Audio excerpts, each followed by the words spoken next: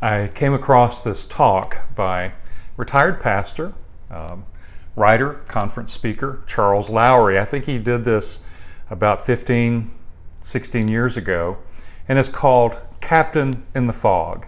And I thought it was very appropriate for what we're going through today. He says, a pastor asked his congregation to write down and turn into him a list of everything they were afraid of, all of their fears. And he consolidated 525 different fears into 73 categories. Some of these were the fear of the dark, water, fire, not finding God's will, helplessness, loss of memory, MTV, sadness, judgment, not being worthy of God's love, old age, change, the unknown. One person's handwriting was very hard to read. Was it fear of creatures or of preachers? A staff member read it as well and said there really wasn't much difference after all. We all have fears, and we keep some of those hidden, and we share some of those sometimes. Do you fear losing your job? Fear that your kids will make mistakes with lifelong grave consequences? What about disease? Do you fear the death of a loved one? I know many of you know that fear all too well. A wave of fear is sweeping across America today. Remember, this was 15 or 16 years ago. Someone once said, fear is a dark room where negatives develop. We look at life through a negative lens. Let's examine fear. A message throughout the Bible is to not be afraid. Do not fear, for I am with you. The angels announced the birth of Jesus with fear not. And after Jesus' resurrection, he said, do not be afraid. When he was with his disciples, he said, do not be afraid. Well, one of our children's books, Lowry writes, says this: what makes you quiver and shiver and shake? A tiger, a mouse, a very long snake? If you crawl in the blankets and cover your head and wonder what's hiding right beneath your bed, if you think something's waiting out in the hall when nothing is out there and nothing at all, then you better sit down and hold on to your hat, for you get the prize as the biggest scaredy cat.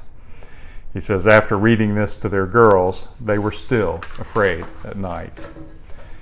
A man purchased $1 million in flight insurance prior to boarding his flight. Before entering the plane, he decided to weigh himself on those scales that give you your fortune. His fortune read, your recent investment will soon pay off. He had a hard time boarding that flight. Well, we live in a dangerous world, and we're constantly bombarded with news of still more things that disturb us, arouse our anxiety, and even our fear. And speaking of that man who had a hard time boarding the flight, what if you added some fog to the flight? You know, science tells us that a dense fog 100 feet deep, and covering 7 city blocks is composed of less than 1 8-ounce glass of water that I'm holding in my hand. How many wrecks do you suppose this 8-ounce glass of water has caused? Life has a way of being foggy. I was once on a plane, Lowry said, surrounded by so much fog I couldn't see the wing, and smoke appeared to be coming out of the air conditioning ducts. Then I heard a weird noise. The fear on the plane was as thick as the fog outside the plane. People were wondering if the takeoff and landing would come out even. He says, by the way, this is a great time to witness. I was getting a little tense myself. He said, I confessed sins I just thought about doing and even thought of some of you and confessed your sins. Then we heard a voice. This is the captain speaking. I know all of you can see the fog, but we're flying by instruments.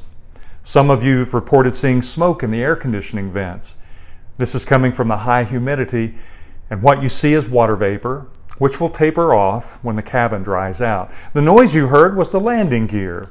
You see, I have a new co-pilot who was demonstrating to me how well he can operate that landing gear. we won't let him do that anymore. Everything is on schedule, and we will be in sunny Florida in 2 hours. Instantly, the whole plane relaxed because we had a word from the captain. When life is foggy, when you see smoke, and you hear strange noises, relax, because the captain of life says, in this world, you will have trouble. But be encouraged, for I have overcome the world. Florence Chadwick was a great swimmer who was the first woman to swim the English Channel in both directions. And after completing that feat, she planned to be the first woman to swim from Catalina Island to the California shore. Well, she faced horrible conditions of dense fog and numbing cold. She grew discouraged. She said she wanted to get out of the water. Her trainer and her mother both urged her on, encouraged her to stay with it, but she decided to get out of the water anyway, only to discover that she was only a half mile from the land. She said the cold water didn't stop her, the fatigue didn't stop her, but what did stop her was that she could not see the land. The fog prevented her from seeing the goal, and she lost her focus. What is your focus? Do you see Christ in your life? Is He your captain, and is His book your instrument panel? What a friend we have in Jesus. You know this, so sing with me.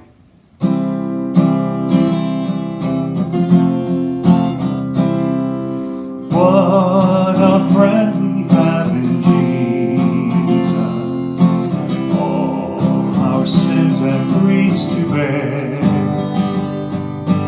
What a privilege to carry